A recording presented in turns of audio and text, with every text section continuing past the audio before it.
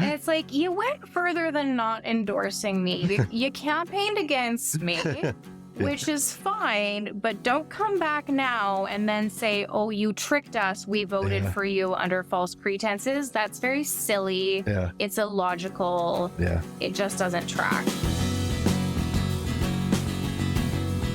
Hello and welcome back to the Deep Fryer Podcast. This is episode 7. I'm your host, Joe Fries. Pleased to be joined tonight by Penticton City Councillor Amelia Boltby.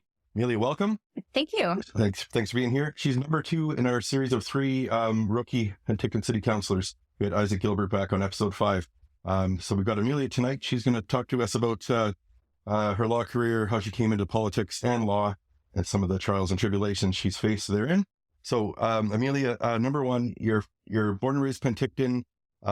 You're a lawyer, and I'm kind of curious. I didn't grow up in Penticton, but what were you like in school? Like, were you a super overachiever? Were you a nerd? How did you go from that to lawyer? I was a super overachiever and I was a super nerd. I like to think that I've become more fun and kind of the best version of myself the older that I got. Yeah. I was extremely dead set on getting straight A's, being in charge of the student council, all those things growing up. Never got into any trouble. And I'm actually trending in the other direction now. Okay. Well, to what would you attribute that? I think it just comes from I believe in the psychology of birth order. So I'm the oldest of 3. Yeah. So I think that growing up, you have to be, in charge of your siblings and your younger brothers, which I've got 2 younger brothers. Okay. So I took that role very seriously, to try to be responsible. And the older I get, I'm like, hey, they're doing good. They're doing whatever they're doing. Yeah. I don't need to prove anything to anyone anymore. Yeah. So if anything, kind of as I grow up even further, you're going to see the rails come off a little bit. Okay. What kind of law do you practice? So I'm a civil litigator, which means that I'm the kind of lawyer that nobody wants to ever meet in their life. Okay. So I'm actually quite a generalist. Okay. I take in probably anywhere from 5 to 10 calls a week from people looking to retain me. Yep. And the more random the issue is, the more likely it is for me to take it. So if I'm going to divide it into some kind of general bucket, I do construction litigation. Yep. I do real estate law. Yep. I've now been doing municipal law since I got elected. Yep. But at my heart, I'm someone who deals in dispute resolution. Okay. Which I really pride myself on keeping things out of court. Yep. I really pride myself on keeping things resolved outside. But when it comes time to put boots to the ground and get there in front of a judge, I'm proud of the results that I can get in that kind of a sense. So any kind of contractual dispute, I'm the person that people don't anticipate they need, but often do if they don't have a good contract. Okay. I'm curious about that. I could see kids growing up and saying, I want to be a prosecutor and put bad guys in jail, or I want to, maybe a defense lawyer and help wrongly accused people. But does anyone grow up wanting to be a civil litigator? What was it? Was that in your mind all along, or what was it about the legal profession that attracted you? There's a couple answers to that question. So I always thought I'd be a lawyer growing up. My mom was very into John Grisham. My mother, she would sit there reading her John Grisham books. Those are, the legal thrillers. Yes. So my entire life growing up, everyone said there's nothing cooler in the world than being a lawyer. Okay. And my dad said, you can be anything you want as long as you're a doctor or a lawyer. So I really had only 2 choices. Yeah. So in terms of lawyer, that's how that happened. Yeah. And then in terms of civil litigator, that happened by accident. Okay. I just entered a competition when I was in my first year of law school, and it turns out that I'm quite good. What they call it in law is being on your feet. Okay. So I'm quite good on my feet. Okay. So in a courtroom when things thinking happen, on your feet. Thinking on your feet, public speaking, I have a natural gift for that. Okay. And someone told me quite early on, you should follow this path. Yeah. And then I didn't really question it after that. I sort of followed it and it became my passion. And here I am today. Okay. I'm one of those lucky few people who can say, I honestly love my job. And it doesn't feel like work because I love what I do. Are you one of those people? I'm very proud to be a lawyer. Yeah. And I'm very passionate about being a lawyer. Yeah. I have to say that it's a pretty tough profession. And I do have some hard days. Yeah. I wouldn't give it up for anything. Yeah. And, I feel very privileged that I get to help people, Yeah. but I'm not going to say that it doesn't feel like work. I have a lot of very tough days. Yeah. Okay. Okay, let's move on to the funner stuff now, politics. The June 2021 by-election for city council, there's one spot up for grabs. There was, 10 people or so. That was the first time you ran for office. You placed fourth. Fast forward to the October 2022 municipal election, 6 spots up for grabs. Amelia placed first, and I don't have the number off the top of my head, but she smoked everybody else. It was a landslide in her favor. And I'm curious, how did you do that? Oh my gosh. What's the secret sauce? I've got some stuff to say about this, but the short answer, Joe, is that I don't know. Okay. I have some assumptions, Yes. but no one was more surprised than me to see that result. Okay. So placing fourth in the by-election, I wasn't surprised by that. Yeah. I thought that was pretty normal. I was pretty proud of that. I thought, hey, I haven't been living here that long. It's my first stab at politics. I thought it was a good result. And then during the election itself, the October election, I had all these grand plans for all this stuff that I was going to do and how I was going to, I had a very organized rollout. Yeah. And then just strangely, one of my very close friends actually died on September 15th, 40-year-old lawyer that I was really close to, and he just died of a heart attack. So I was just a complete write-off for the rest of the month. Okay. All these grand plans I had for rolling out all these statements and press releases, I could barely just show up to the debate and do that. So when it came time, I remember the night of the election, I was wondering to myself, how am I going to do? And I'm a realistic person, so I knew that I had some name recognition. My family's been in town for 4 generations. I ran in the by-election, so I knew that I would get some votes. Mm-hmm. And I thought I did okay in the debates. Yep. But I was not at all confident that I was going to sneak in there. Mm-hmm. And get one of those spots. I thought that it was quite likely that I might sneak in at number 6 because I thought a lot of the incumbents were still going to get in. Yeah. But never in my wildest dream, did I ever think that I would top the polls. And when the results rolled in, I really kind of thought that a mistake had been made. I wasn't there popping. I didn't have a huge after party planned. I went and crashed Ryan Graham's party. Yeah. He'll tell you that I went there. Black Antler. Yeah, I went to Black Antler because I didn't want to throw a party because I didn't want to be presumptuous when I didn't win. Yeah. And that's how not confident I was that I was going to get elected. So to top the polls like that, and I did look at it, and I think the only person in history to get more votes than me is Dan Albus. Yeah. And he beat me by 15 votes. Yeah. So I came within 15 votes of actually getting the most votes ever. Yep. So I wish I could sit here and tell you that I'm a political genius and I had this big grand plan and it's because I did X, Y, Z. But truthfully, that's not what happened. But retrospectively, looking back and thinking about it, I think that people were craving someone with some credibility. And I think that I had, to be self-deprecating, they do say that you get 10% more votes if you're an AB name. So if you're at actually the top of the ballot. So nice. That's nothing that I can take credit for. You were born with it. People like to remind me that I get 10% more votes because of the AB. So that's one thing. Then there's the family name recognition. Then there's the by-election name recognition. If we're going to distill it down to what I bring, I think I bring a level of candor to city council that I have maintained since being elected, and to some controversy, like I'm sure we'll talk about, like the social media and stuff like that. I think people voted for me because they want that refreshing level of candor, and I think that they believe. I think a little bit is because I'm a lawyer. Yeah. Not to say that lawyers know everything or we all love lawyers. Believe me, I've heard my share of mean lawyer jokes since I've been elected as well. Yes. But I think people looked at me and they thought, okay, this is a Penticton girl, born and raised. She obviously really means this. Yeah. All the stuff that I've been saying about, the topics we're going to touch on tonight, I've been saying for years. I've always said the same thing. I've always been consistent. if people want to go back and search my social media posts, which they have done, going back all the way to 2011, I have been completely consistent. Yeah.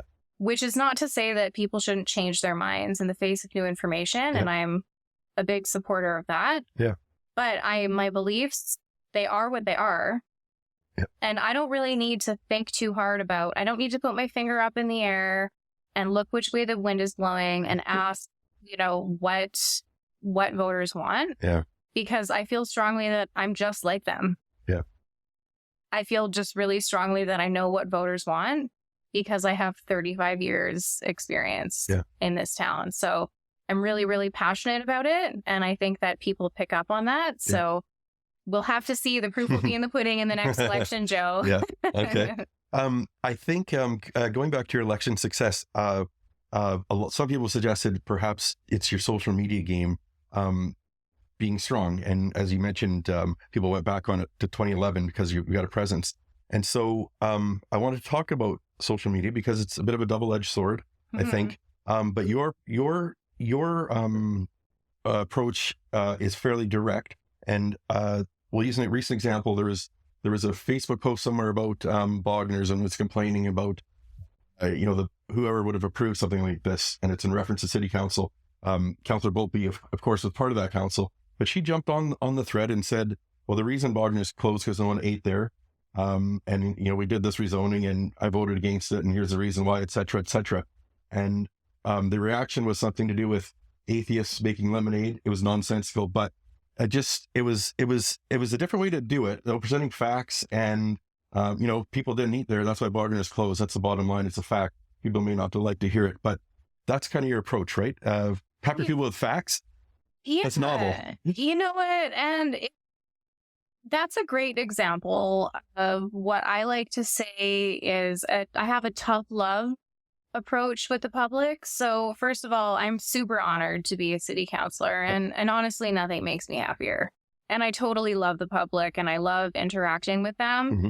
And I think that they deserve to know the real truth about things. Yeah. So when they say, who did this? What happened here? I'm like, hold up a mirror, you guys, because you didn't eat at this restaurant. Yeah. It didn't make enough money.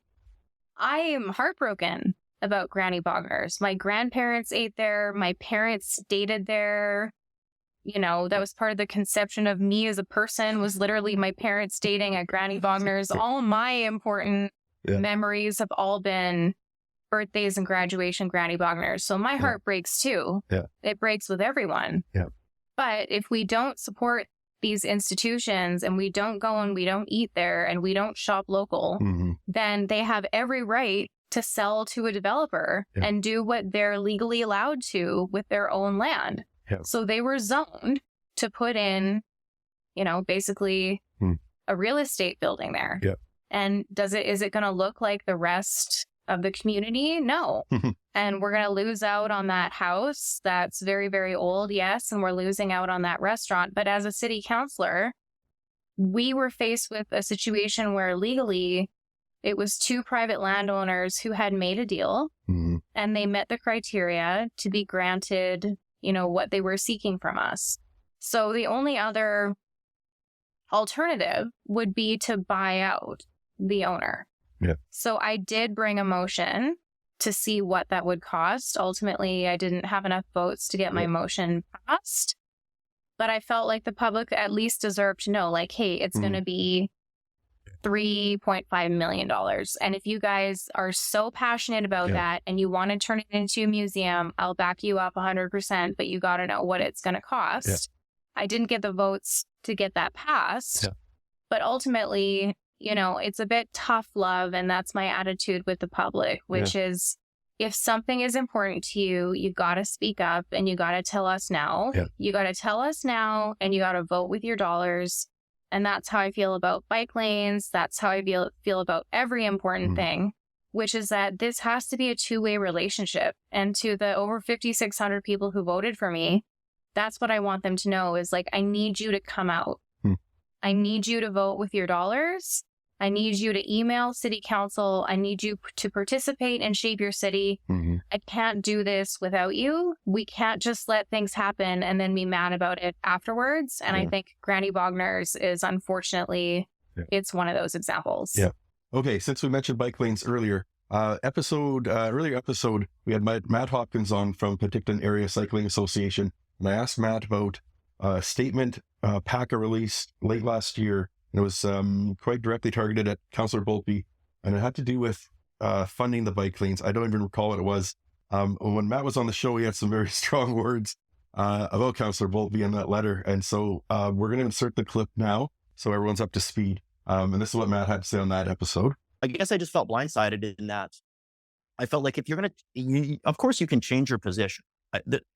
You're a month in, it bothers me and I don't think it's right, but I think certainly you can change your position. I think us as an advocacy organization, when you've given us an answer, I think we're owed a heads up and say, hey, make a phone call and say, hey, Matt, I've done a 180-degree change on my position on this. And here's why, right? Like, I think that's fair and honest and upfront. So yeah, it was strongly worded. We were angry. Amelia, as I said, it's your chance to respond. Here's your chance. What do you say to that? Yeah, I'm going to start by saying that I've got pretty thick skin. I'm a female litigator. I've been in politics for a little bit now. And so certain things are all fair in love and war. And I'm not offended by the fact that Matt specifically campaigned against me during the election. Everyone's got to pick their candidate and you want your people to get in. That's fine. I'm not offended by the fact that there was a letter writing campaign against me to the extent that there was vitriol in some of those. I don't hold it against Matt personally. He's not responsible for every single thing that his members say.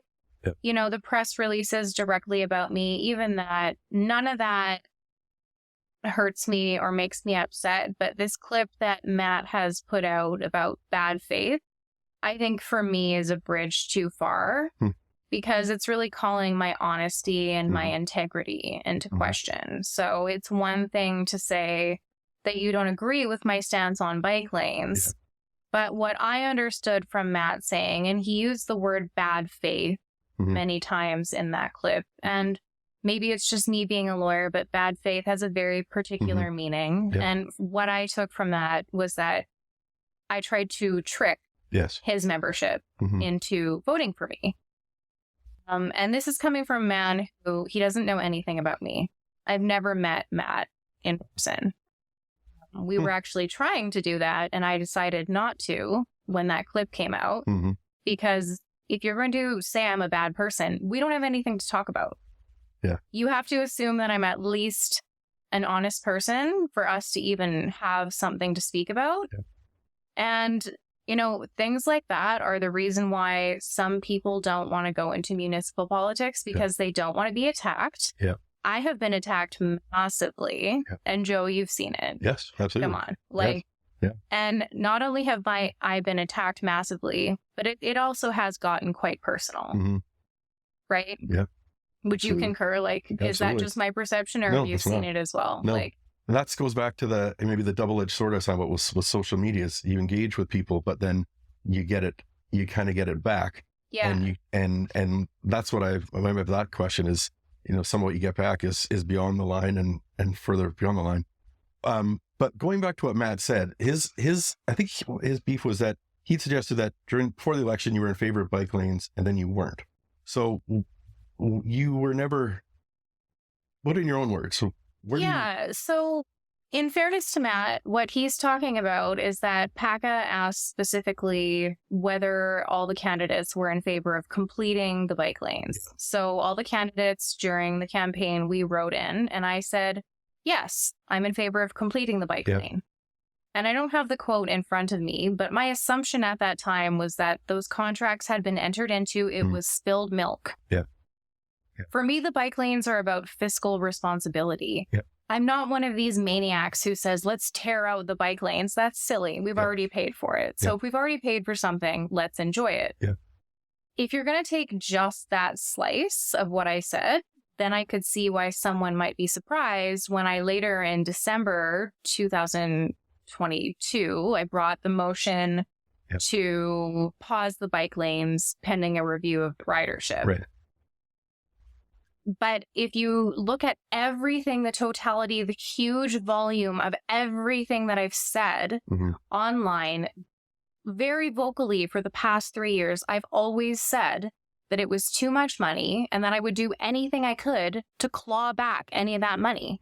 So when I got elected and I found out that those contracts weren't entered into, it was a no-brainer for me to try to stop that. Right. And I don't think any of the 5,600 people who voted for me were surprised by that at all. No. And I also think it's quite silly, quite frankly, for Matt to imply that people from PACA voted for me, because later in his own interview, he goes on to say, oh, and we didn't endorse her for other reasons.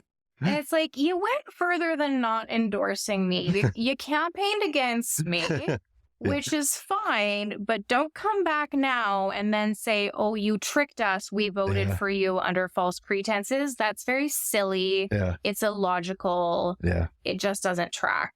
Yeah. So that whole thing, though, I mean, like I said, that was it was struck me like the ferocity of the PACA, statement against you. And it just, and it goes to what you say, like some of the intensity of what you get. That one surprised me in particular, because as you said, it was very specifically directed at you. So that surprised me. So that's going to lead into my next question. Captain Obvious, you're a young, attractive woman. Do people treat you differently as a politician because of that? And before I move on, and I thought about asking her this question. The fact I'm asking this question, I think says the answer is probably yes, but I want to hear what you have to say.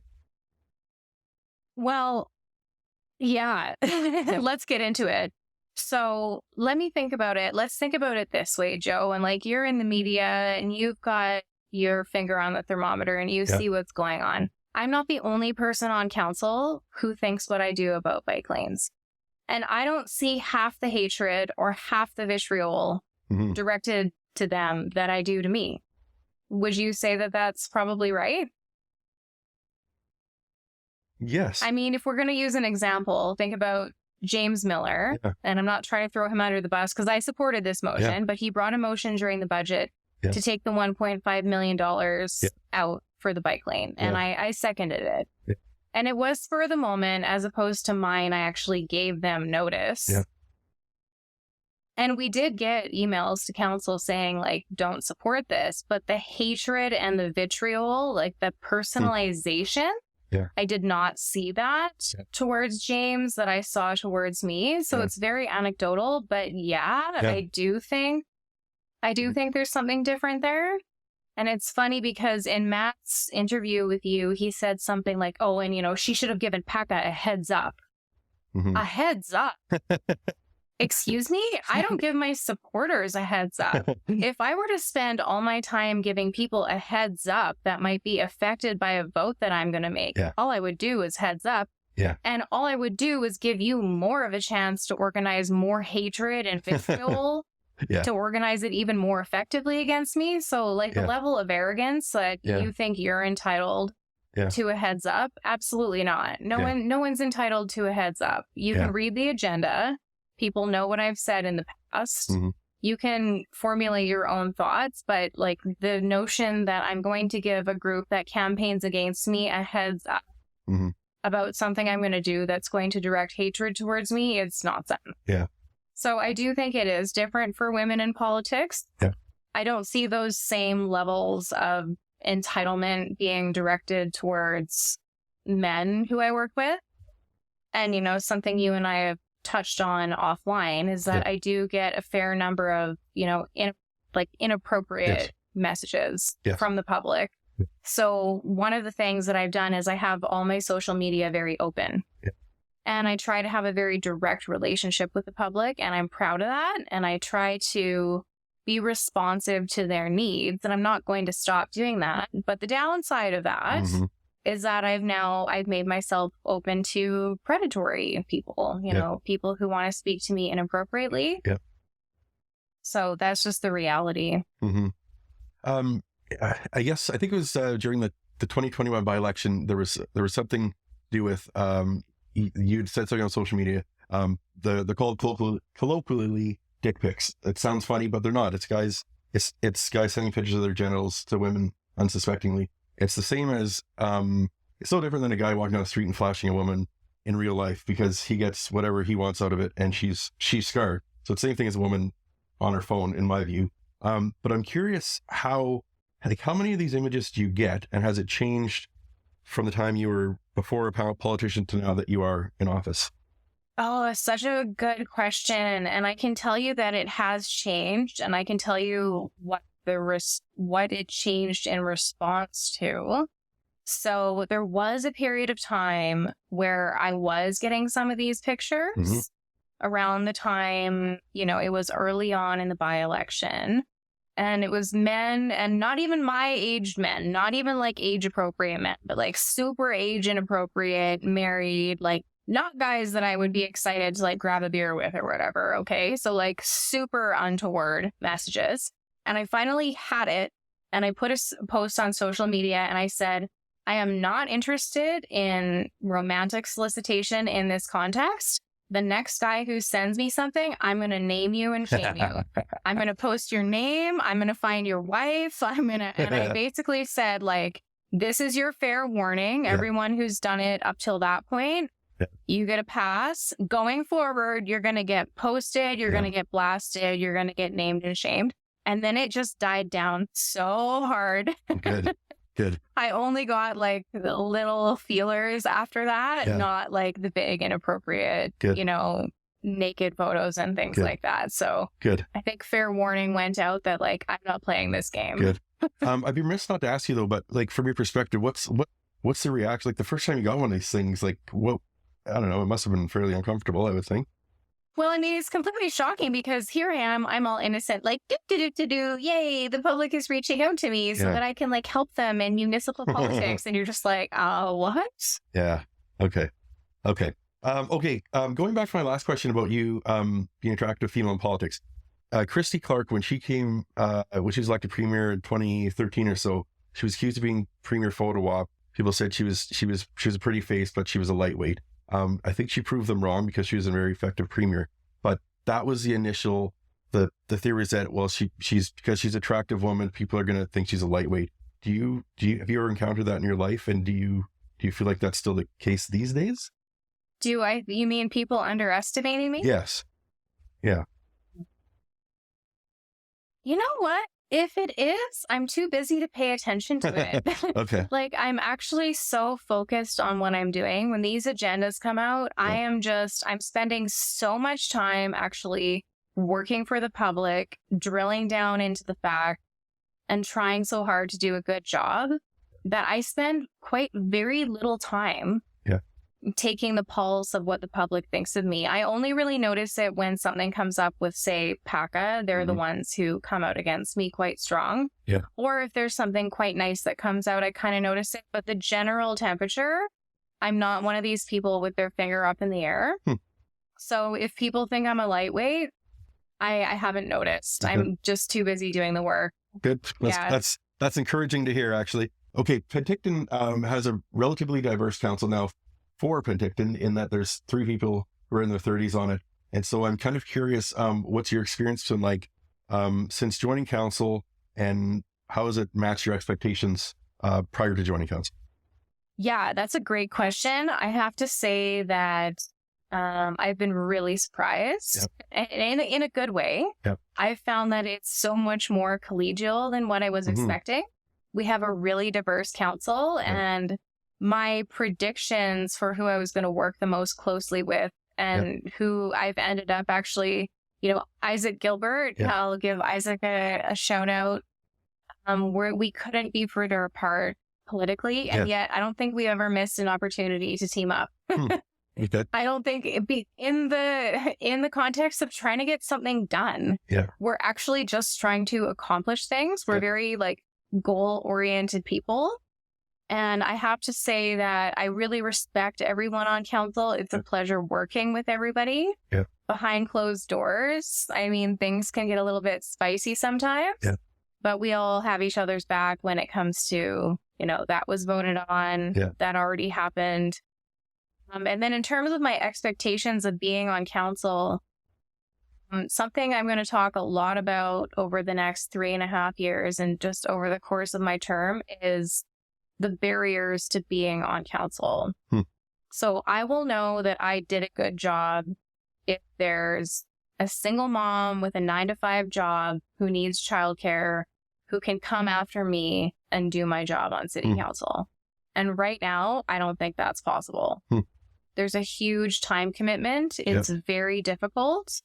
It's difficult emotionally. It's difficult even in terms of your job. I mean, having a boss and having a 9-to-5 commitment, they say, oh, it's only every second Tuesday, but then you get going and, well, there's this conference and there's that conference and there's this training and there's that consultant and there's that event. And I love all those things and I go to all those things, but it's not completely transparent when you're looking into what you're doing on city council, how much time it's actually going to take.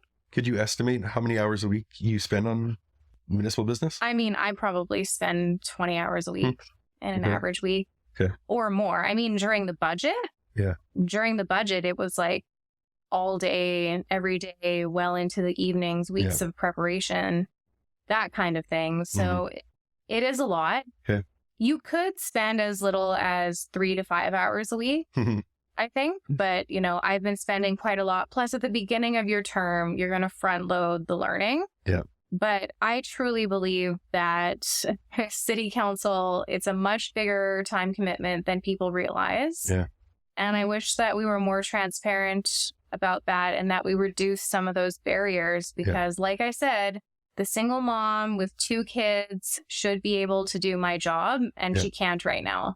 Well, just, since we're talking about it, off the top of your head, what are a couple of those barriers? I mean, the big one, honestly, is the inflexibility of the time. So technically, city council is in charge of our own schedule. And it's funny because, myself personally, I've wanted to shift the meetings later in the day into the evenings and break them up a bit so that the public who works 9 to 5, they can attend after 5. And so far we haven't quite got there because, you get into a bit of a pattern and it's difficult to change patterns, right? This is the way it was always done. This is the way, and it's funny because it's not the way it's always been done, but it's the way it's been done lately. Yeah, that's right. So there is a precedent for doing it a different way. So that's one barrier.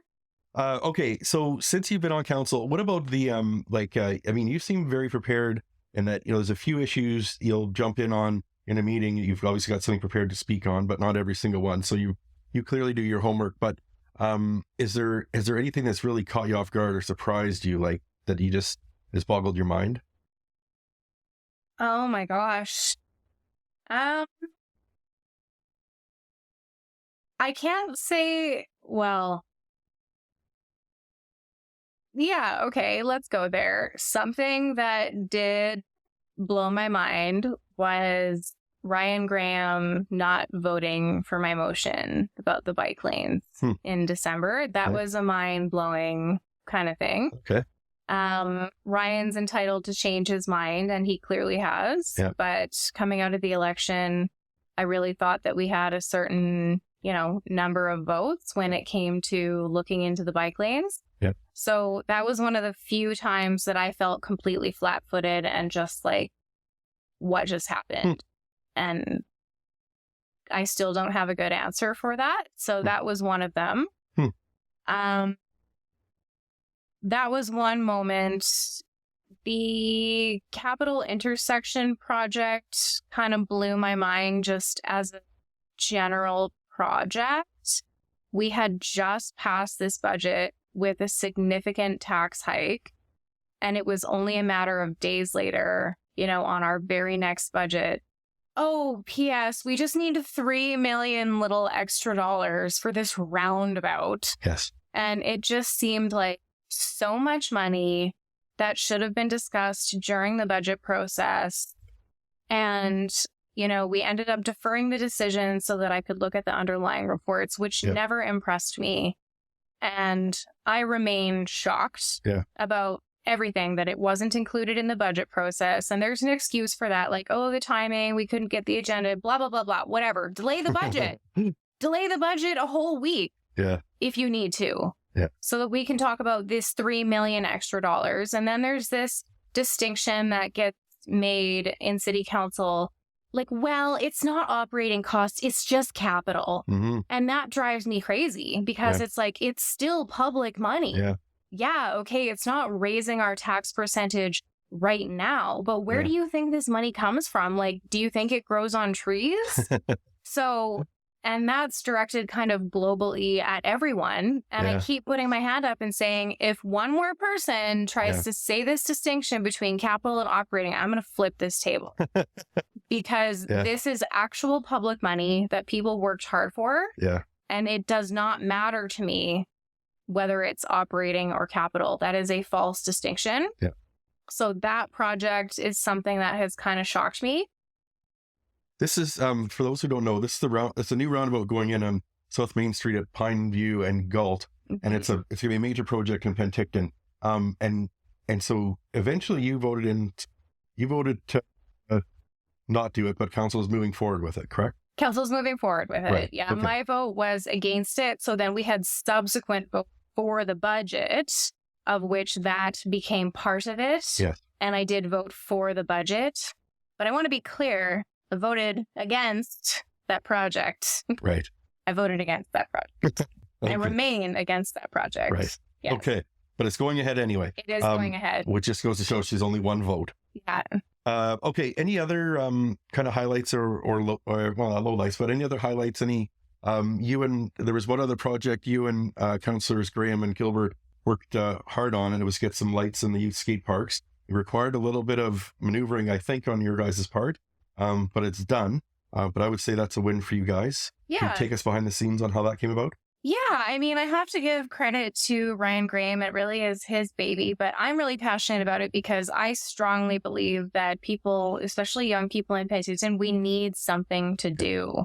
Something that's not that expensive. I mean, I'm all for hockey and I'm all for sports, but some of that stuff is really, really expensive. And a lot of families can't afford the equipment and they can't afford to go away. So kids need something to do where they can go outside and participate in something and not have it cost an arm and a leg each time. So I'm really, really passionate about that as a concept. And I have to give thanks to Ryan Graham for really spearheading that. And we didn't get the original motion passed because we didn't include the cost of the light. So behind the scenes, we actually had costed it out. It's not that we actually didn't know at all.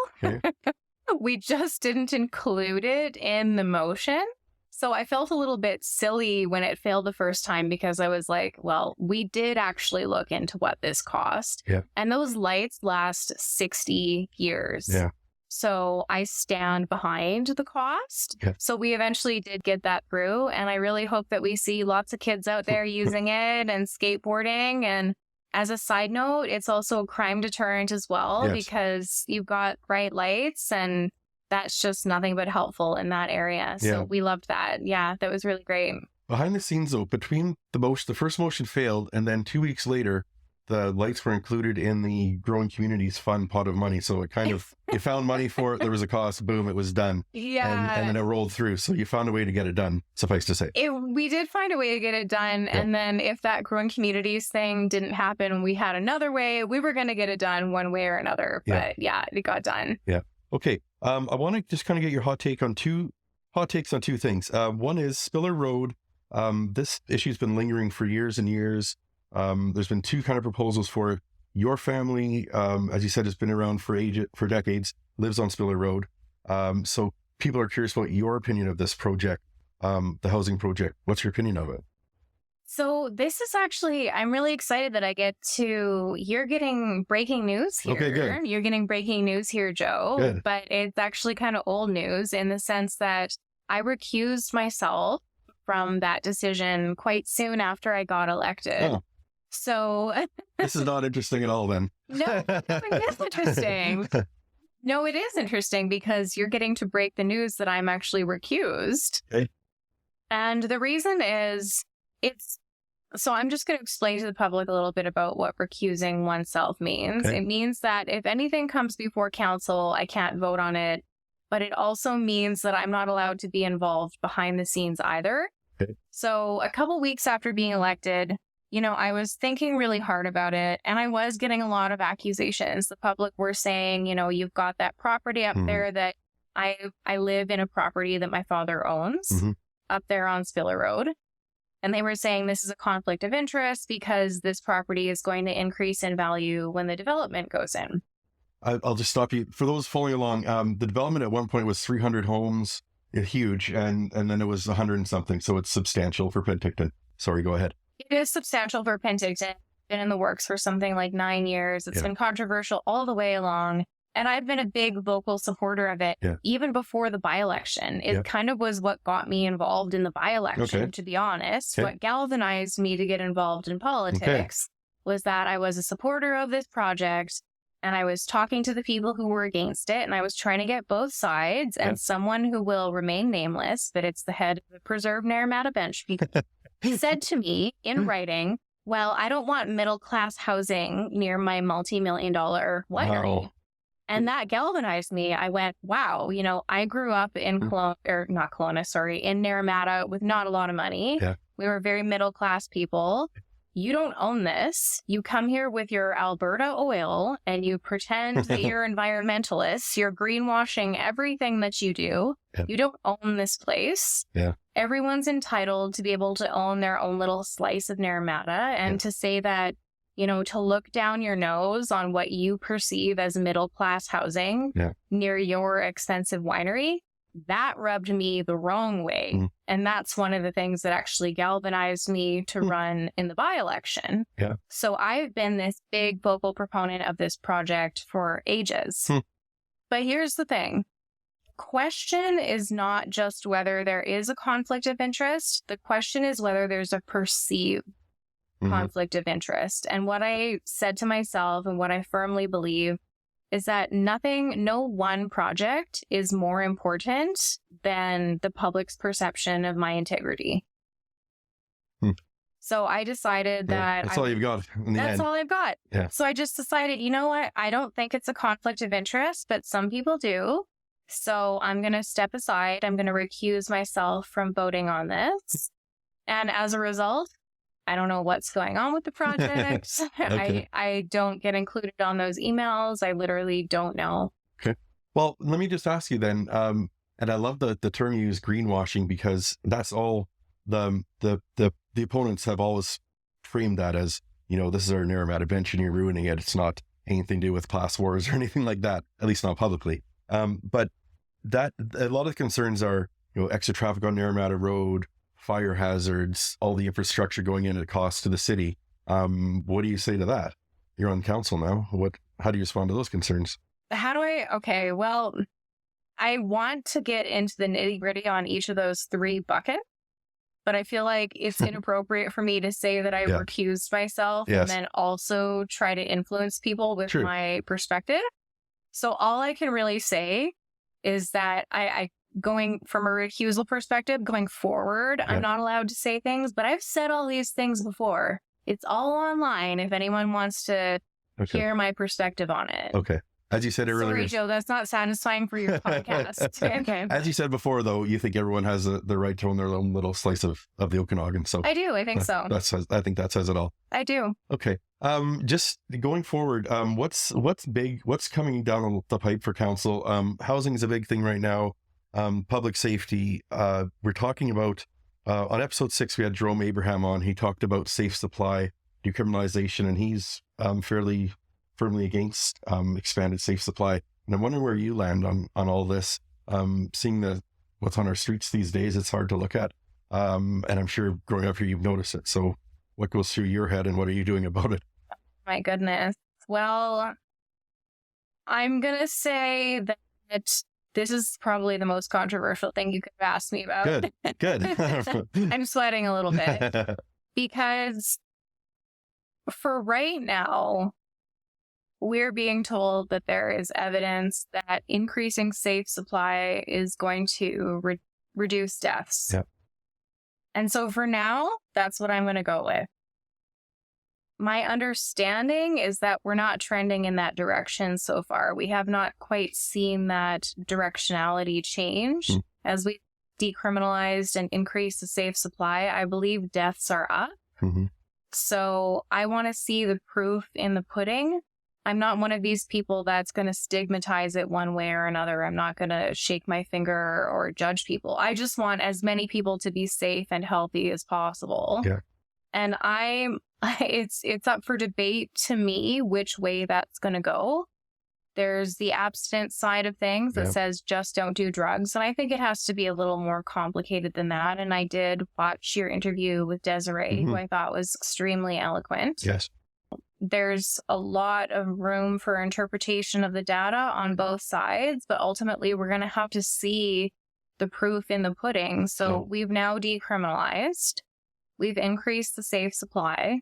So what we should be seeing is a real decrease in these deaths. And that's what I want to see. Yeah. And that's what I'm hoping to see. Yeah. And I don't think we're really seeing, I mean, correct me if I'm wrong, but like, that's not what's happening yet, is it? Overdose deaths are increasing month over month.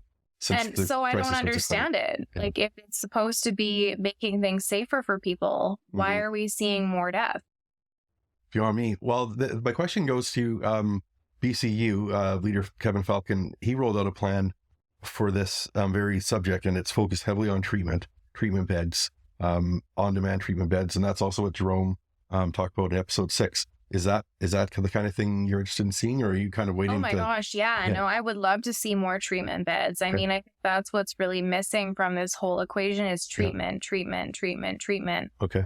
Okay. And I said housing is also a big thing. BC Housing has just unveiled a plan for 600 plus units of social housing in the south end of the city.